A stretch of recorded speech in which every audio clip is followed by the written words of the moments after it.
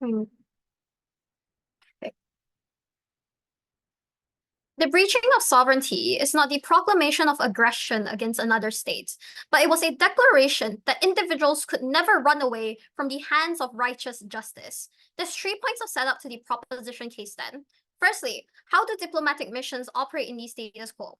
Different nations set up their embassy buildings, for example, and diplomatic missions in different nations for the purpose of diplomatic relations, such as forming cultural and economic ties.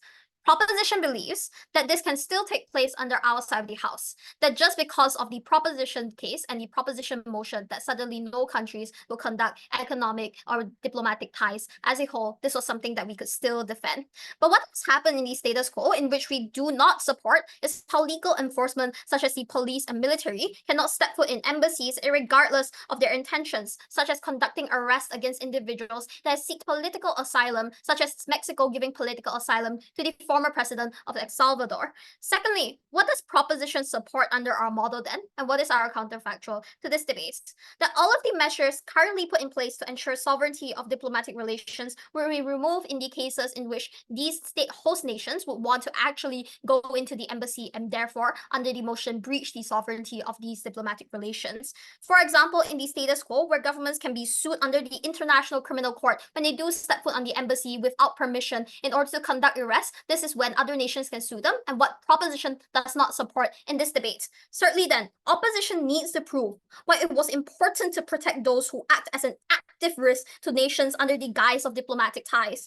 Proposition's pathway to victory, therefore, is simple. That is principally justified, and it took down the invisible barriers to accountability in many cases in the world. The first argument to the proposition case, then, is why it was principally justified to breach sovereignty in the presence of a larger looming harm. The thesis of this argument is as follows. The diplomatic ties have been used as a thinly veiled disguise for a lot of cases. We take, for example, in terms of how Mexico provided political asylum to El Salvador's former president. We take, for example, how Ecuador only took in Julian Assange because Ecuador did not like the UK government as a whole. We think that even if it, at the end of the day, had some practical forms of impacts that were beneficial in terms of what these individuals did, in a larger case, this wasn't true. A lot of politicians conduct, for example, stealing for the government and exploiting government resources, and this is when they can seek refuge from other nations at the end of the day, and that was what opposition had to defend. The debate, therefore, should operate on the worst case scenarios in which we are able to solve on proposition. Therefore, this argument has 3 key layers of analysis.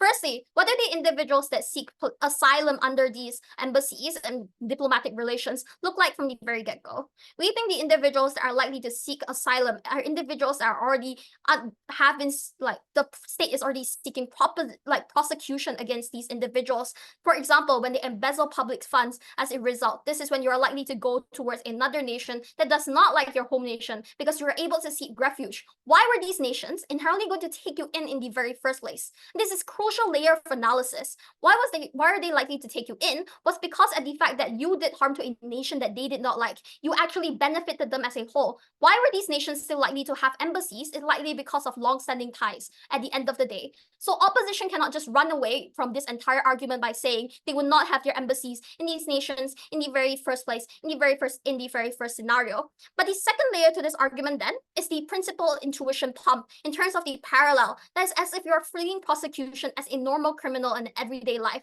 What then opposition has to defend is this acting on a larger scale, where these individuals has embezzled public funds when they've took away taxpayer monies from people on the ground, where individuals in their own nations are suffering, and they've all done that at the expense of their own nation to benefit their own selfish gains. This is what opposition therefore had to defend when they seek political asylum in a nation that actively benefited from them, harming their own citizens. The third layer to this argument then is in terms of the impacts, and they're twofold towards the impacts. Firstly, in terms of how this was righteous retribution against those that have harmed the nation the most in most scenarios. But secondly, that this wasn't for the net global justice, but rather that political asylum acted as political ammunition from the very get-go. If the entire opposition case was how we were going to harm diplomatic relations, we think this was simultaneously going to happen on their side of the house for a few reasons. Number one, that you simply would not just storm the embassy for absolutely no reason at all, because nations are still going to prioritize the diplomatic ties that pre-exist. This means there are going going to go and storm them when they actually have something, for example, an arrest against an individual that has harmed their nation. This is when likely for Ecuador against the UK with Julian Assange and WikiLeaks. Why was this argument important? Because on opposition, they disregard the harms to the people on the ground, and those the important people that we protect at the end of the day that principally justifies this entirety of the argument. Before I move on into the second substantive argument, I'll take any POIs. Why is justice best served when it undermines the agreements that these countries already have in place?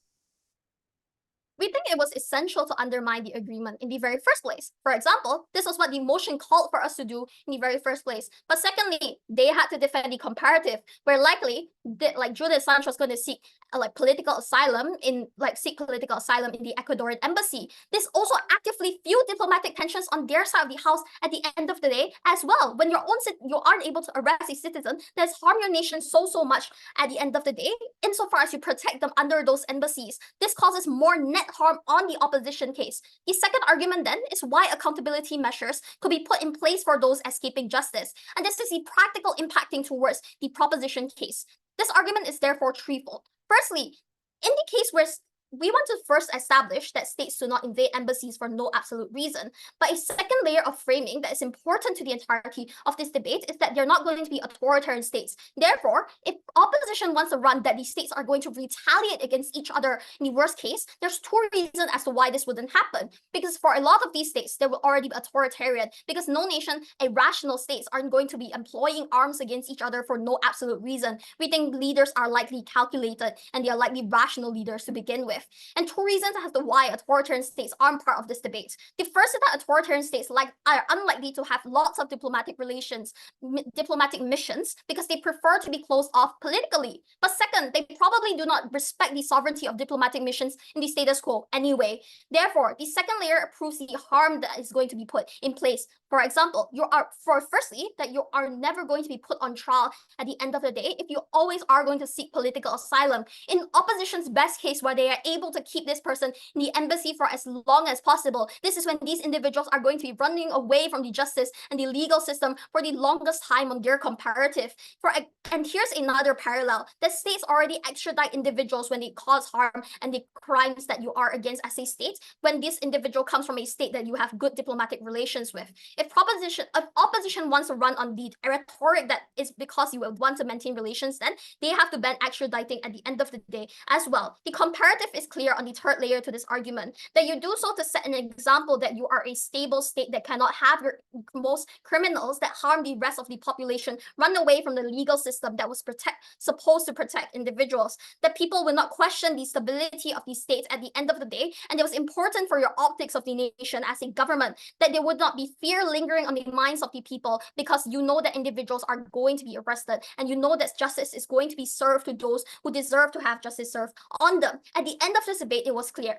Opposition cannot run a case on diplomatic relations. Sovereignty was likely going to be a trade-off on our side of the house from the very moment that we could prove to you that individuals are going to be far better on our side of the house. Propose.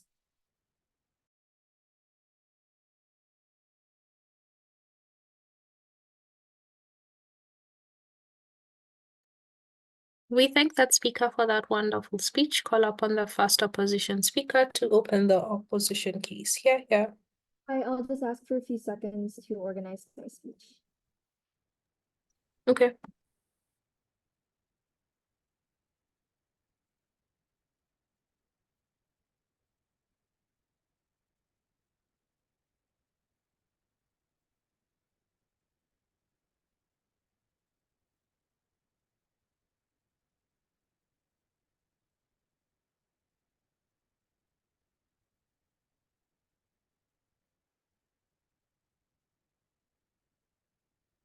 All right, POIs your voice firmly at the 5th mark.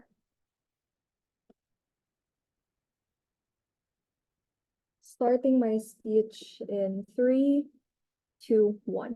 Diplomacy exists for the state, by the state, and because of the state.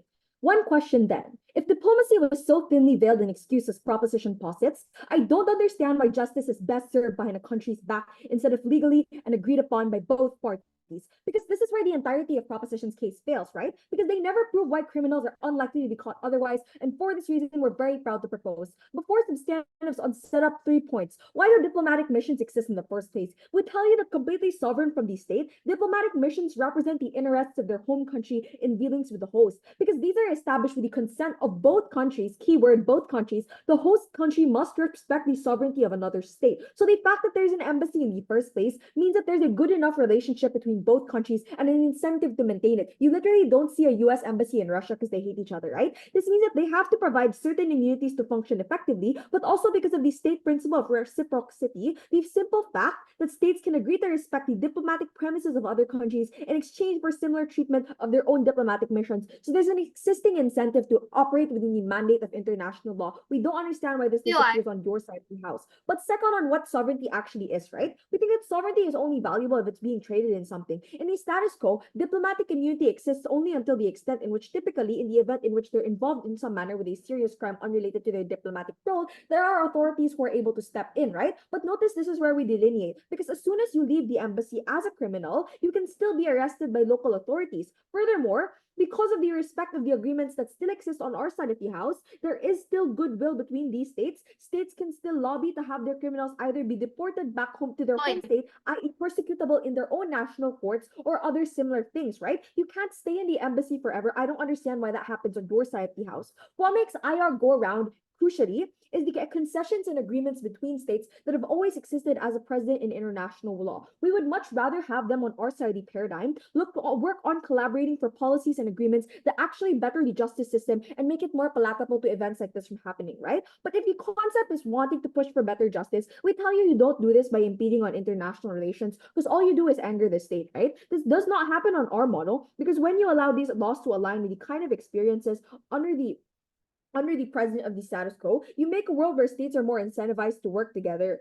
So we win even on their metric, because it helps our solution better IR and it helps people bond together. But just on weighing the context on where IR is better in general, on side proposition, IR comes from practices and these forms of diplomatic agreements that you actually impede on. At least on our side of the model, even if it takes a long time to pass, the levels of bureaucracy by which IR is far better and more palatable, because of the fact that there are more layers of checks and balances and actual member states teamwork is far better than just storming into an embassy. But before that, I'll take a point. Why would a criminal, by escaping prosecution, leave the embassy when the embassy has already accepted them?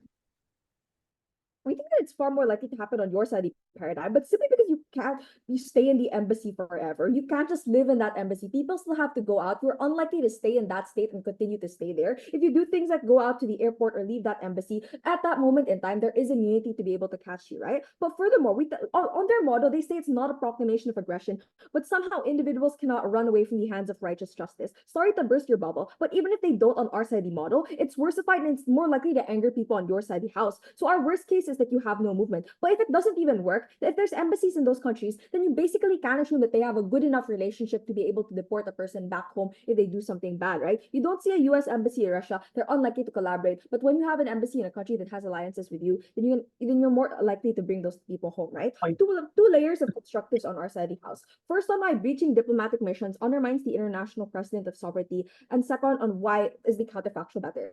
But first layer under this, 3. We tell you that state borders are arbitrary when establishing things like diplomatic missions, right? On our side of the paradigm, countries are still sovereign from each other because there's mutual respect and understanding between nations, and it constitutes to mutual benefits, right? So when an American warship attacks, it's seen as an attack on the United States because the warship by extension is still part of the United States, right? We know that one layer under this, different countries have different laws and standards upon their territories. So by extension of the principle of sovereignty, right, the respective laws and principles apply to that territory, right? We think that even understanding the principle of reciprocity itself means understanding the involvement of diplomatic missions is often reciprocal. States have the incentive to agree or respect the diplomatic premises of other countries because it's extremely likely that they have the same permanent missions abroad, and they want to maintain that sort of equilibrium between that country when it comes to adhering to international norms, right? But even if you don't buy it, just take our whole precedent on how countries are likely to have diplomatic relations. The fact alone that there's an embassy usually constitutes to having decent or at least understandable relations between these two countries, right? Although even if we understand that there might be crimes, however, it's still important to understand that our policy isn't some sort of get out of jail free card. When a breach happens, there is more harm on your side of the house as a result of the violation of sovereignty. We think that sovereignty sovereignty as a concept is already immensely valued in places like, for example, Southeast Asia, right? Which means that you can't intervene in a country's affairs because literal constitutions, literal agreements between nations have literally been built on that principle. And the moment in time in which this is violated is the moment in time you give up everything you've stood for in the first place, right? But it also feeds into things like promoting diplomatic relations between these countries. Diplomacy in and of itself is already built on things like trust and cooperation, right? It allows them to engage in communications and negotiations without fear, right? But even on our side of the house, the counterfactual is far better because the whole problem of international relations is that most of the time it's never consistent, and proposition exacerbates that problem on their side of the paradigm because you never have a line for when something is actually going to be regrettable at the end of the day. Meaning that on the worst outcome on proposition, these countries are likely to be in a situation where criminals are able to run away and whatnot, but on the counterfactual is still much better for 3 reasons. Before that, I'll take another point. Why is sovereignty important when you are letting the individuals people want to arrest stay in your embassy, therefore diluting the diplomatic relations that you want to protect? We think that diplomacy at the end of the day means that there are always limits, there are caveats to the extent to which you enforce it, right? We think that while absolute freedom is a thing, there's always going to be limits, there's always going to be caveats to prevent people from doing harm. We think that it's exacerbated on your side of the house because there's no limits, there's no caveats. We think that people are still likely to be arrested. It's just on our side of the house, they have to go through more regulations, they have to go through more enforcement, and you still have to keep that established standard in place before you actually go in and arrest someone, right? I don't understand why that POI stands, but more on why it's better on our side for 3 reasons. First, you just better the government systems within the state, because even if you didn't buy my entire response to that POI, we tell you that the framework for accountability and justice is still likely to apply equally to all on our side of the house. Second, there's also an incentive to align the diplomatic relations of that nation to include exceptions that cater to things like due processes, like for example for Filipino OFWs in places like the Middle East, right? But most importantly, a unique benefit of our side includes that you can pass laws on transparency so that states can be held liable in the event that they house a criminal, right? So on our side of the paradigm, you're actually able to improve the diplomatic relations and the way states deal with these problems instead of just allowing them to intervene in the situation that things go wrong, right? We think that when these limits, when these caveats, when these international standards are set in place, there's more of an incentive for countries to concede to them. And for all these reasons and more, we just think it's far better on our side of the paradigm. For all these reasons and more, oppose.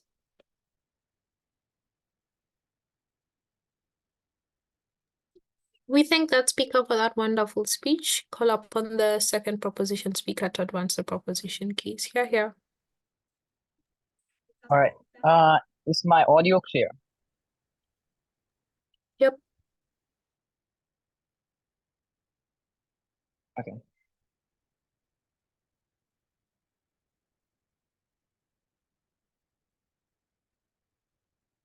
The first thing I want to establish is that states breaching the sovereignty of diplomatic missions is likely to be reserved for exceptionally rare but crucial situations. And this is for 2 reasons. The first is that states are accountable to the democratic mandate of the people, and thus where there's clear abuse of power by the state, for instance, to capture political dissidents who spoke up against a terrible government, who promoted and championed democracy reform, these things would likely not be things that the state would want to intervene on, because the state still has to answer towards what people need. And so in cases where the people are likely to see that these are areas where the person who is having that asylum actually is good for us, then it's likely they'll push back against the state wanting to do these things. So it's more likely to be the criminals, people against the public interest instead. But 2, for all the reasons that opposition identify for why states want to maintain positive diplomatic relations, are precisely the reasons why they won't overuse this breach of sovereignty.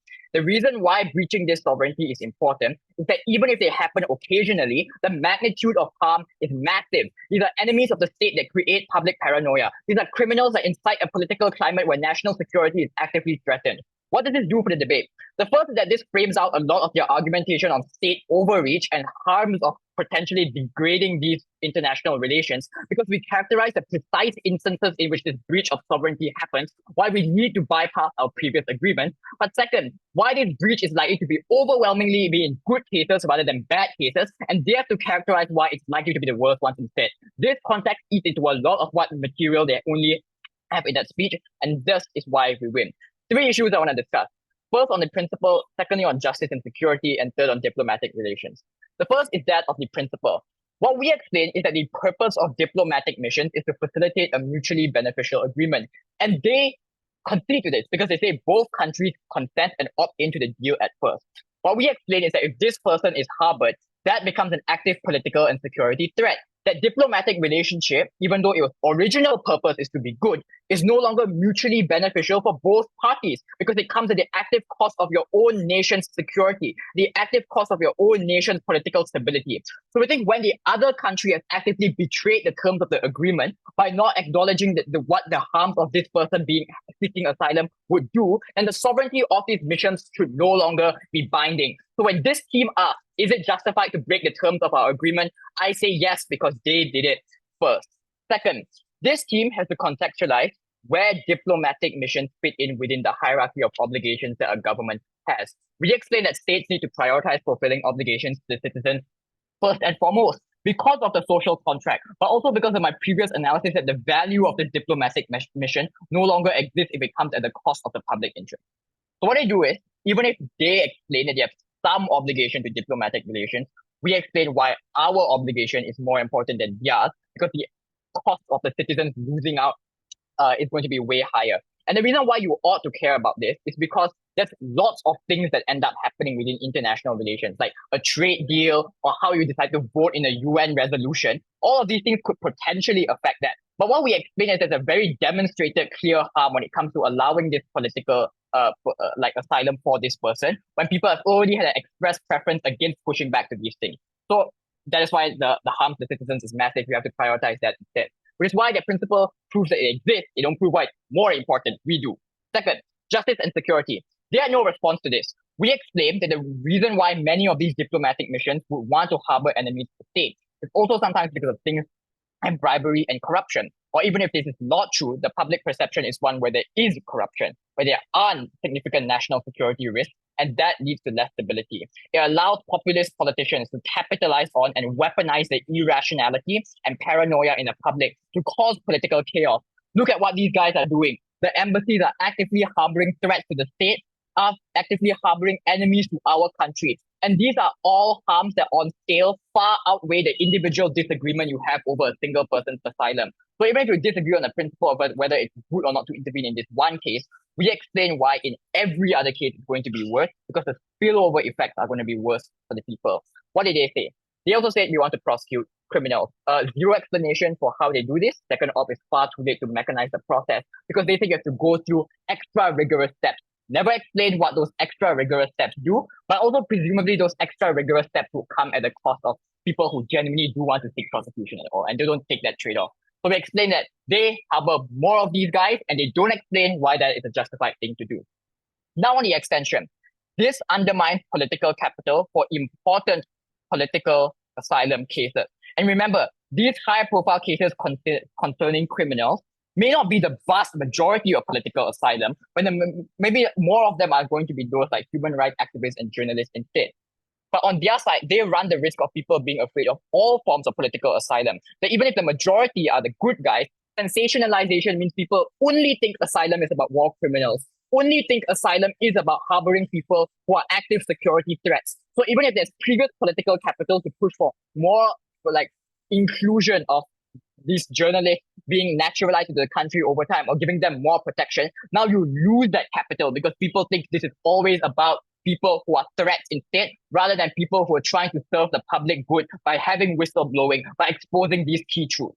Fine, maybe you don't buy this. Let's take it to the absolute worst. Maybe the number of political asylums on net decrease, even the so-called good political asylums that we protect the journalists and so on. The problem is the most vulnerable journalists and dissidents aren't those who successfully get to escape and seek asylum anyway. They're stuck in the original oppressive countries where immigration prevents them from leaving, where police always crack down on their activities. On our side, when we can't rely on political asylum as an easy way out for these people anymore, it forces international human rights organizations. It forces countries to push harder for reform, to pressure to ensure that the democratic systems within the country are able to change, rather than just trying to extract a few people and bring them asylum somewhere else. So on the case of change, we explain why this mechanism of change is more important than theirs, even if they prove that this is a good one. Before that, any point? Excellent. Okay, third, on diplomatic relations. This directly engages with their one and only benefit of maintaining good relations with other states. The first is they never explain why this is the tipping point for states to suddenly stop having good relations. as they agree and concede to in that first speech, the countries with these embassies and so on are those that already have some good standing. So if it's not US and Russia, it's probably US with an ally that they're close to. They don't explain why this one case of breaching sovereignty means all of those incentives to collaborate go away. All of those incentives because you're aligned politically when it comes to democratic views, when it comes to aligned to your trade network, are things that suddenly disappear. So we explain that actually they will still be maintained on our side. But the extension here is I want to flip that. We think this strains diplomatic ties further. Again, just because you disallow state intervention doesn't mean the state magically loses the incentive to stop interfering because people are still afraid. People still think this is an enemy of the state. So the comparative on their side is that the international relations gets worse because you believe that your ally is harboring an active enemy against you. Then it's when there's more fear, when there's more misinformation, and there's more ability for populist politicians to push back against it and question the terms of the deal. The comparative on our side is that when states on both sides of the diplomatic mission are aware that this sovereignty is not absolute and that we can breach it when necessary, there's a preemptive incentive to share information on who is good, who is bad, preemptive incentive to share information on what our long-term policy goals. This doesn't exist on their side because their nebulous binding deal never caters to these nuances. We explain why it's justified, we explain why it creates justice for these reasons proposed. We thank that speaker for that wonderful speech. Call upon the second opposition speaker to advance the opposition case. Here. Here. Just give me a few moments to set everything up and then I'll get right into my speech.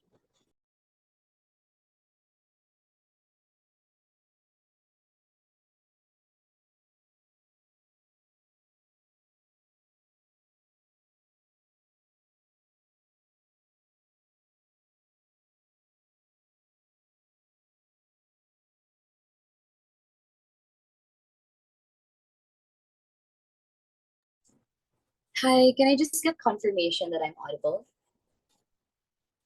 Yep. All right. So hello, my name is Leia. My pronouns are she, her.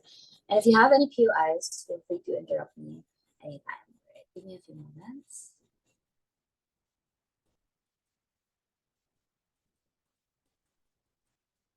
All right. Beginning my speech in 3, 2, 1.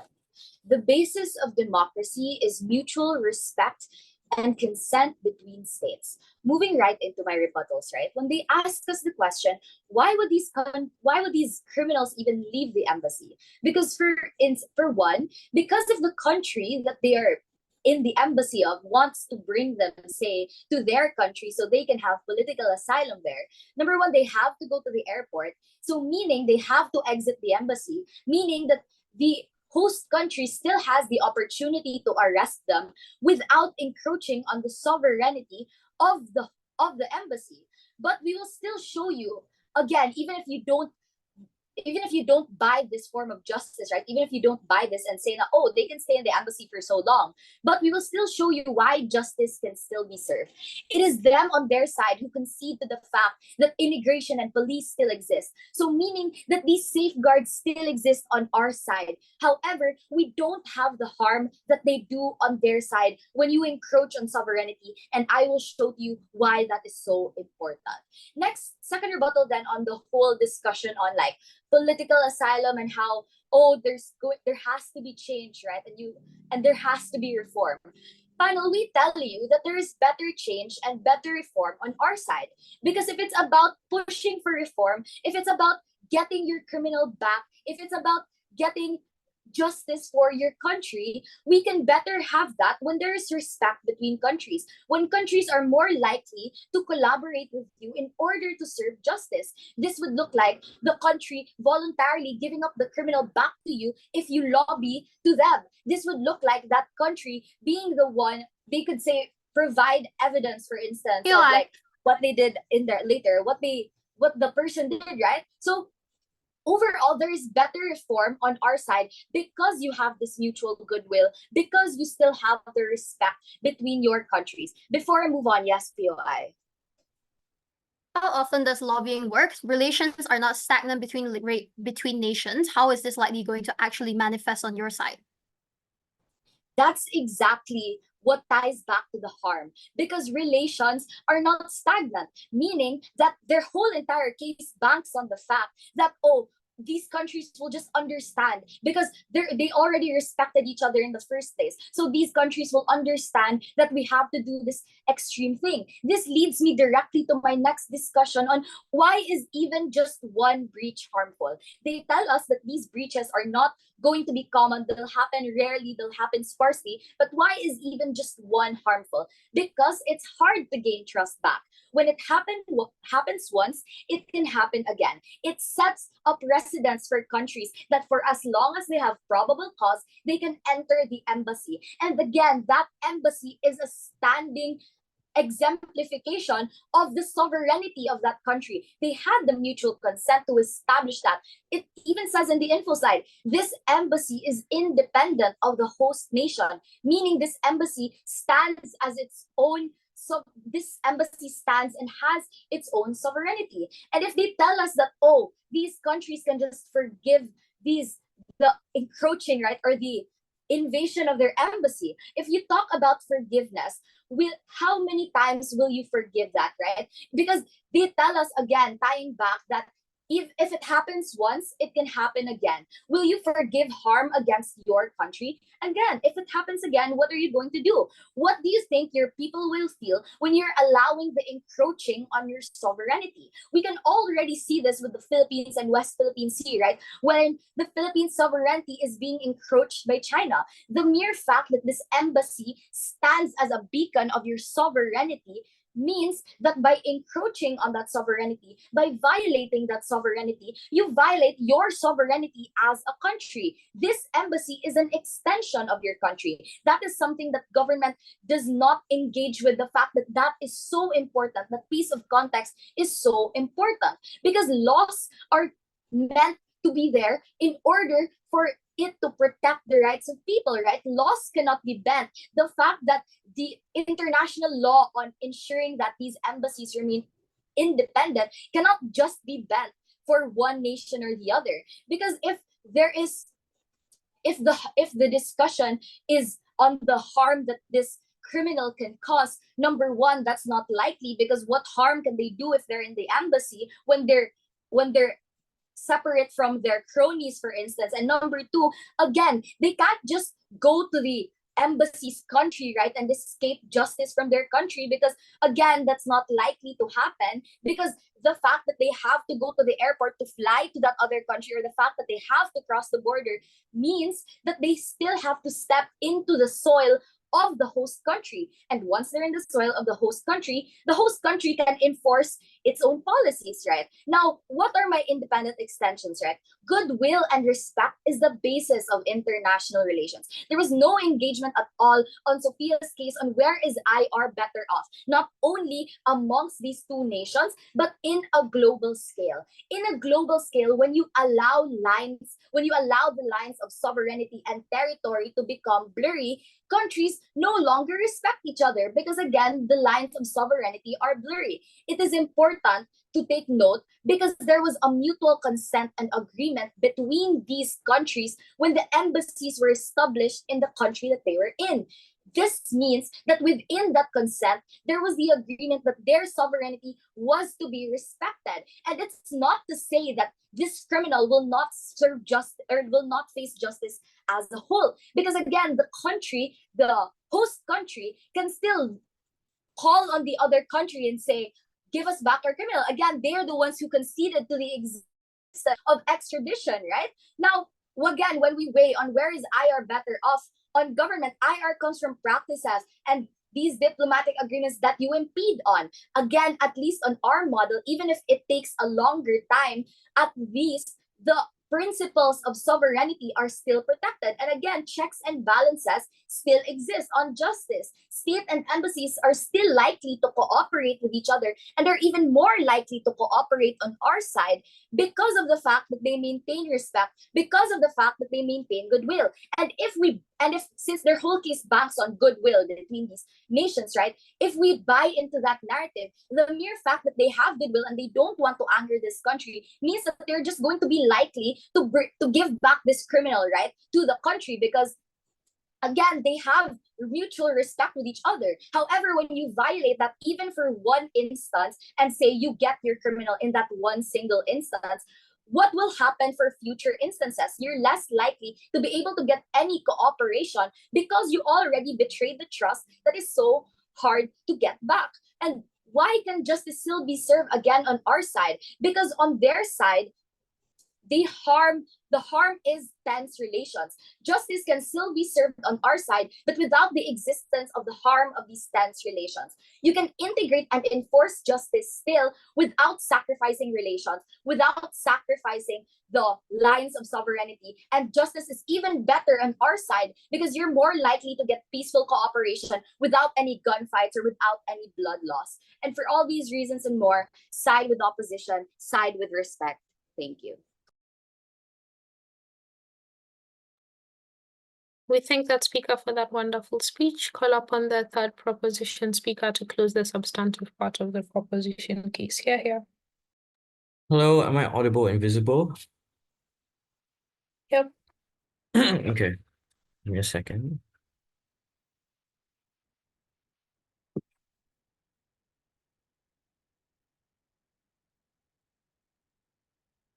I think at this point we all get the case from the side of opposition because it's one thing that they tell us over and over again.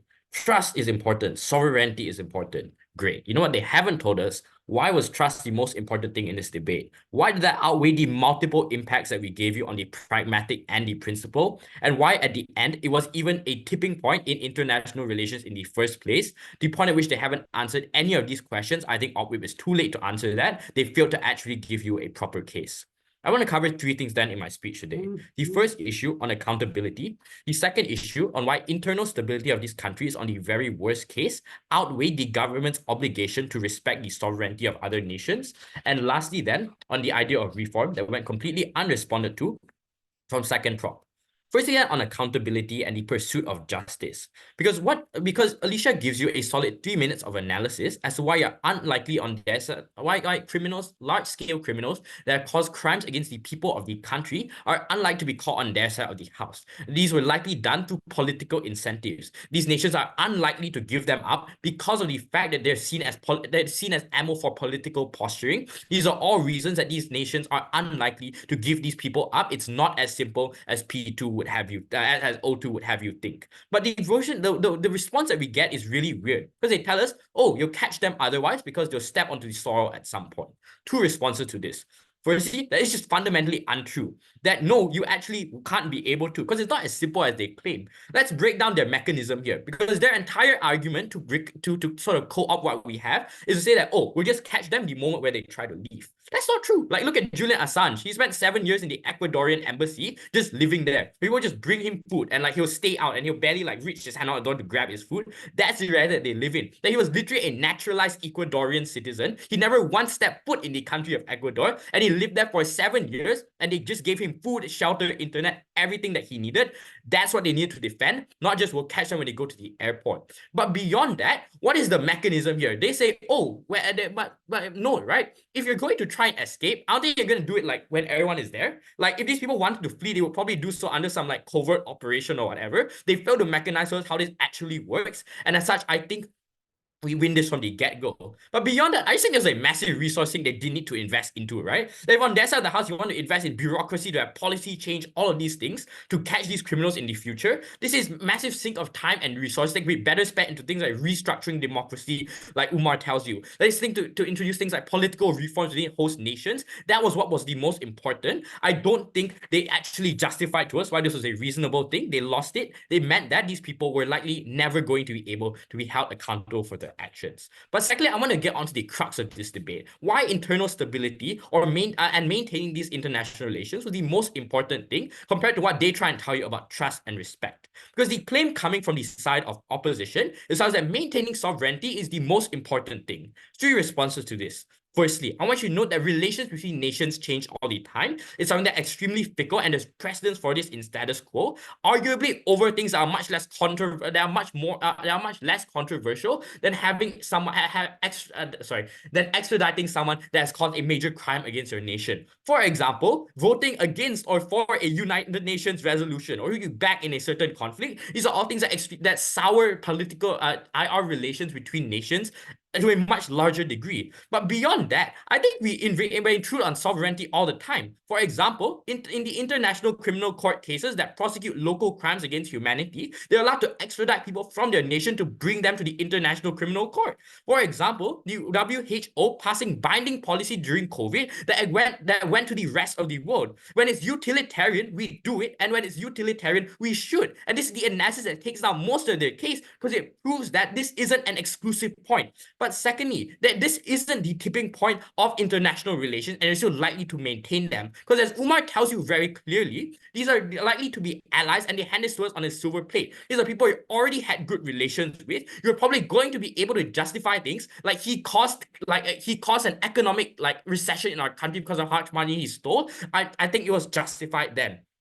This isn't the same as what they try and tell you. It is not actually China threatening the Philippines to take away large swathes of the South China Sea as part of their territory. It wasn't as egregious as that. This was about taking away a criminal that was being harbored and wasn't being held accountable for their crimes against humanity. But thirdly, I want to flip this because you know what else is a violation of sovereignty? Holding someone that your country deems as a major criminal and holding them there for political reasons. Because I think that was the tipping point that actually soured international relations. Because sure, there's no explosive bang of distrust, but what you get is a simmering tension over time. That these nations, given the fact that they're unlikely to take back their actions and give these people up to suddenly be arrested for no reason, you're going to have continuous distrust and hatred between these nations, which leads to further instability in the future, which bleeds into further crises and bleeds into further leads into further altercations with these nations in all the other international stages where nations do need to play. So I would argue then that their side of the house worsens international relations. But I want to weigh this out, right? Because on their very best case, then it is a wash. What was the deadlock breaker here? Because as Umar points out to you very well, I think the most important thing for these governments was internal stability. That when you let these people get away with the crimes that they have been, when my president is arrested for embezzling millions of dollars and can fled to Mexico for free, I then have an innate distrust in the government. That in the next election cycle, I'm much more likely to be an irrational actor and vote for someone in the opposite party, not even knowing their platform or caring about it, because I just want to get rid of the other party that I now deem as corrupt. This was extremely harmful because it removed democracy at the root. That now these people no longer had the ability to have faith in their government or trust that these people were going to be prosecuted. So this means even though the next president might be perfectly fine, we're going to continuously think of them as corrupt and untrustworthy. We lose faith in the state, and as such, the state operations cease to exist. These are all the harms that they had to defend. We failed to hear any engagement from. Before 7, I'll take a point if there's any. 3, 2, 1. And the second deadlock breaker here was this idea of when are states actually going to opt into invading these embassies, right? I think there's something we passed all 3 speeches down the line that they have failed to engage with because all of their analysis is dependent upon states will do this willy-nilly and they won't really care about it. We already told you that it's going to be rare at the point at which you still cared about international relations, right? They hand you on a silver platter all the reasons international relations are a great thing. We agree with them. We tell you yes, but this is not the method at which this is not the method in which you grow international relations. We told you it was one that actively detrimented it. But last thing then on reform, because Umar brings this up, it's unresponded to. They cannot co-opt our benefits of democratic reform by just saying, oh, but there's respect. Because these states aren't just going to give these people up. The premise was simple. The premise was simple but damning. Because when amnesty was provided to criminals within these embassies, the people then saw these embassies as inherently evil things. They're seen as shelters for criminals, and thus you didn't trust them at all. On their side of the house, what you get is the politically persecuted journalists and whistleblowers that expose government secrets no longer have this avenue to go out, and it pressures things like international human rights organizations to come in and reform democracy from the ground up. They're able to get political reform at a mass scale, which meant you improve the lives of the people on the ground and further increase your country's standing on, for example, the democracy rankings, which meant you're able to get better relations. For all of these reasons, you side with proposition. We thank that speaker for that wonderful speech. Call upon the third opposition speaker to close the substantive part of the debate. Here. Here, let me just set up my timer and drink water. Okay.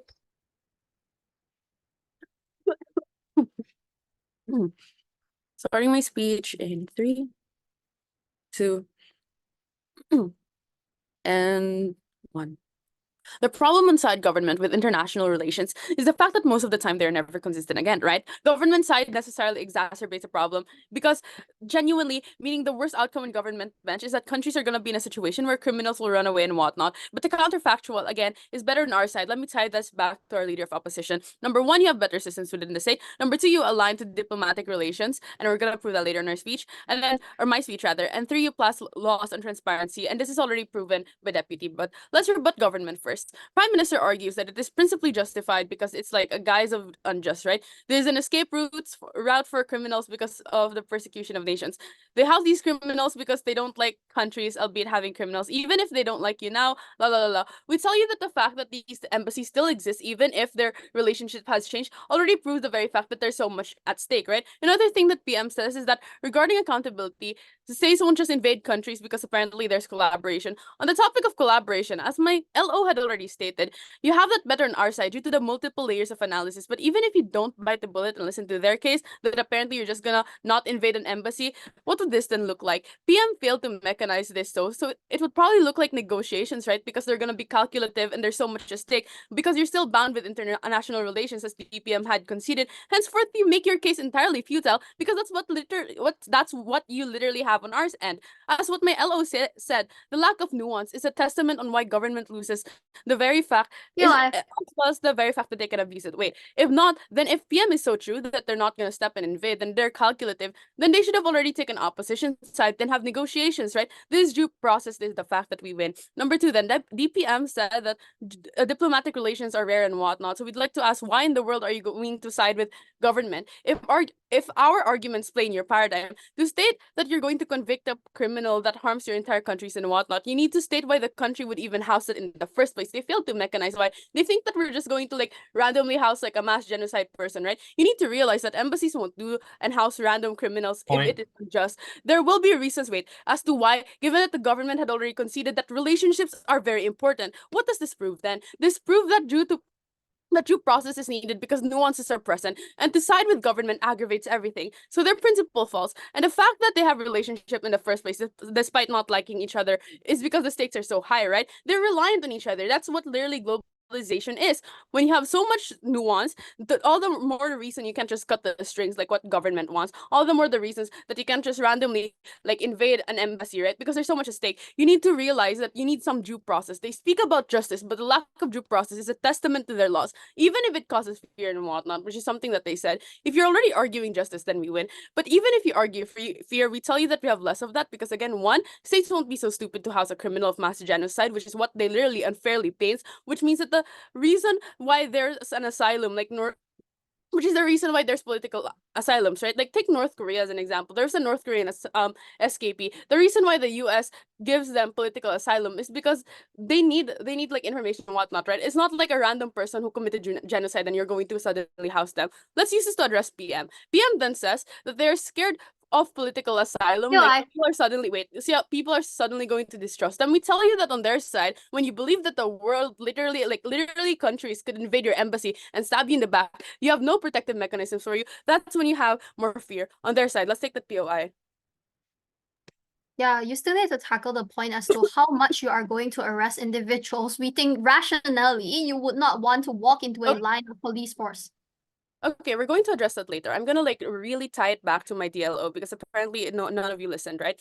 Whip said that we didn't establish the importance of trust. I think that Sofia had already established this well to the point that your DPM concedes that these are true, to the point that your DPM makes an argument that these happens quote unquote rarely, which already concedes our paradigm. But even if they happen rarely, I think Leia already established why it's still a harm. So even if relations do change, there's so much as risk. And then Whip also says that these people want they don't want instability in the government. I think that you're simplifying the nuances of political asylum. They just paint them as criminals, and we've already said the following. I feel like even if you bite into the bullet, I think that the government is way better on our side because that's literally our argumentation, right? Let's move on to that. Let's tie back what Sofia and Leia said. We said that you have better government systems within the state. As what my reporters have explained, you explain you're forced to be able to make better and efficient systems because international ties are literally contingent to this. That means that you have more transparency mechanisms. That means that, again, as what Sofia and Leia said, you're going to have more efficient systems, right? You align with diplomatic relations to include exceptions that cater to these things. So there are due processes. What does that mean? That essentially means that these policies are more likely going to be more comprehensive, which would take into account majority of the things, which means that on the end of the day, we still have benefits on our side. Regarding due process, we mean that there are alternative solutions, like, I don't know, extradition treaties and negotiation with host countries. We say that even if it takes long, even if you say that you're still hosting a criminal and whatnot, we tell you that the negotiation and like the dissection of these nuances would ultimately bring justice at the end of the day, because to randomly kill someone without even studying the nuances of the debate, that is when you don't have justice on our side, on their side. That is why they lost. And three, then we say that you pass transparency so that the states are liable in the event that they do host a criminal. Because again, you don't just randomly host a genocidal criminal, right? That is literally common sense. NATO's a testament to this weight, meaning that if we weight on their metrics, number one, if the concept is not wanting to push for better justice, you don't do this by impeding on international relations because you anger the state. This does not mean this does not happen in our model, because when you allow these laws to align with these kinds of experiences, you make a world wherein states do work together. So we win on a metric because our solution is better international relations, which a lot of things are contingent on, which is what their DPM even concedes to, and it helps people bound together. Number two, right, on where IR is better, on government's IR that comes from practices and these forms of diplomatic agreements where you impede on. Yes, go ahead. Multiple embassies have housed politicians that have embezzled funds from nations. How are those people going to be arrested on your side of the house if they're not walking into a line of police outside the embassy?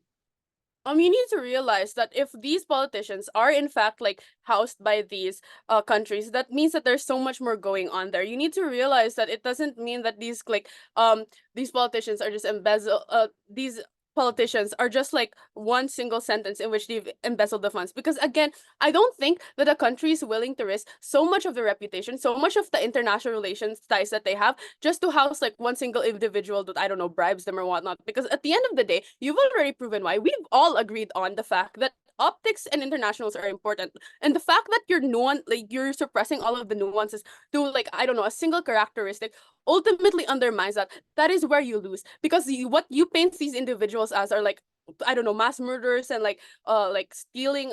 They stole their entire GDP. I don't think that that's possible. The very fact that there's political asylum in the first place is in order to be able to house these criminals, quote unquote criminals, and actually study the nuances of the debate. That is what we've been talking about. In addition to that, that is like, another reason why you failed, due to the very fact that you denuance it, right? So at least in our model, even if it takes a long time to pass, the levels are which in IR is better is far more palatable because of the very fact that there's more layers of checks and balances and an actual member state teamwork. That is what they have.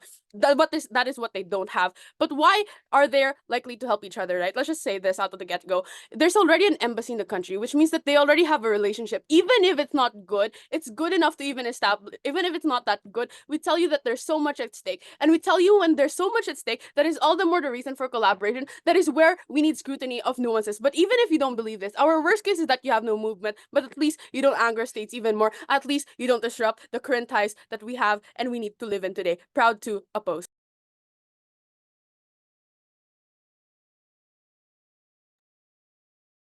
We thank that speaker for that wonderful speech. Call upon the opposition reply to close the opposition case. Here.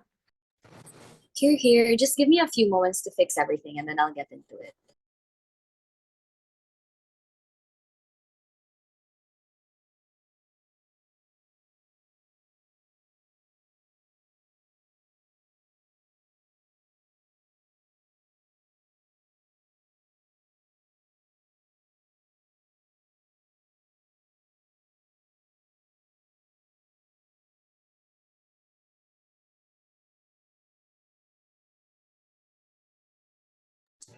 All right. Can I get confirmation that I'm perfectly audible? Yep. Okay, thank you. If ever I cut out because of my internet connection, please just inform me where I cut off and just inform my teammates so they can contact me. Okay. I'll be beginning my reply speech in 3, 2, 1. Respect begets respect. When you lose that, you lose this debate. The moment in time you allow for sovereignty to be violated thrice, twice, or even just once, This win already goes to Team Philippines. Now, what were the main problems or questions of this debate? First, where is cooperation between countries more likely? In the instance of serving justice or in the instance of, say, future cooperation between countries? This panel, we have already shown you in our speeches, happens to the best extent on opposition. When you maintain goodwill and when you maintain the treaties and consent that you have agreed upon between both sides, where you don't go behind the back of a country that you have a relationship with, even if it's just the barest minimums of relationships, you don't go behind their back and violate a treaty that you both consensually established. Number two, where are criminals more likely to be held accountable? We have shown you in our speeches why that is all the more better on our side because of the fact and the presence of due process, because of the fact that, again, goodwill exists and these countries are more likely to cooperate with you when you do not betray them. And I'll be going more into weighing that later. Now, thirdly and lastly, where is the standard of international relations better off? We have shown you why respect and trust is so important for international relations, not only between the host country and the embassy, but furthermore into how this translates into future relations within countries and amongst countries. Now, what was their strongest point that we engaged and destroyed? Their strongest point was that on our side, we delayed justice. Even if on our side, justice is served later on, at the very least, we can still achieve it eventually without causing tensions. Or even if you don't buy that, we have already shown you why the harm of betraying relations is all the more, is something that you should weigh heavier against that. Because we have shown you why that not only translates to how your relations between the countries are, but how your relations will be in the future when you have future relations, when you have future collaborative intentions. We have already showed you and mitigated the harm that even if these countries are less likely to give or are not likely or not going to give these criminals up, we have already shown you why these criminals still can't do any harm at the end of the day. At the very least, we protect and ensure that justice will be served in future instances, but on their side, they erase justice altogether just for one instance. Their world is an easy way out. They fail to look towards the quality of future relations, which we have already shown you in our speeches. Their best case is that justice is served immediately, but at the expense again of future collaboration. What they didn't engage with is the importance of trust. Sofia already told you why the reciprocal nature of these international agreements gives countries an incentive to adhere to them. On our world, you give government systems, you improve the systems within the state. You also have an incentive to align the diplomatic relations to include exceptions that cater to these things, so there are due processes without going and betraying each other. You pass laws on transparency so that states can be held liable in the event that they house a criminal, because again, you're more likely to have cooperation and collaboration on our side because of the presence of due process, because of the presence of transparency, because you don't go behind their back. On worst case, justice may be delayed, but at least future injustices will still be served, and future justices will still be served because they still have goodwill with each other, because they still have respect. And furthermore, on our side, we adhere to the international precedent of what respect is supposed to look like. We protect the future of all nations in the world by making sure that relations stand strong. And for all these reasons, side with all. We thank that speaker for that wonderful speech. Call up on the proposition reply to close the debate. Here. Hi, checking if I'm audible. Yep. Thank you. Panel, imagine Julian Assange walking out of the Ecuadorian embassy, walking into a line of police. Because apparently, when opposition tried to take us out at our best, they just delayed this entire thing, and therefore, they only told you that eventually they'll leave the embassy. But that was clearly untrue, and for the most part, at the end of the day anyways. The fallback of the opposition case is sovereignty is important. For 28 minutes of the total opposition bench, all that is heard is generic analysis on sovereignty. Yes, I understand sovereignty meant mutual understanding happening at the point in time. But what they never told us was how arbitrary sovereignty needed to be defended in all instances. Multiple strategic observations that prove the detriment of the opposition case then to prove why proposition immediately took this debate. The first in terms of diplomatic ties, because opposition cannot drop the term IR multiple times in their speech, but never actually told us how they protect them from all the externalities that we have proved since first proposition. Firstly then, relations aren't stagnant, and thank you for opposition for actually conceding to this, despite this being a contradiction to what first op and what second op said in their speeches, that for example, therefore, they cannot, when you vote on a UN resolution, therefore, when you have minor conflicts over certain regions, this is, and when you have accidents happen in the territory of another nation, this is all things that will sour it to a certain degree. But thank you to TARP opposition again for telling me that relations aren't going to entirely turn so bad to the point you will go down guns blazing against another nation because of one thing, because it's actually just helped our case even more. So thank you for that. The second thing we told you is that we intrude on sovereignty all the time from the very first place in terms of how this needed when it's on a utilitarian basis. For example, in terms of how the ICC prosecutes criminals, in terms of how the WHO can extend their reach to certain nations in times when utility was able to be extracted from these circumstances.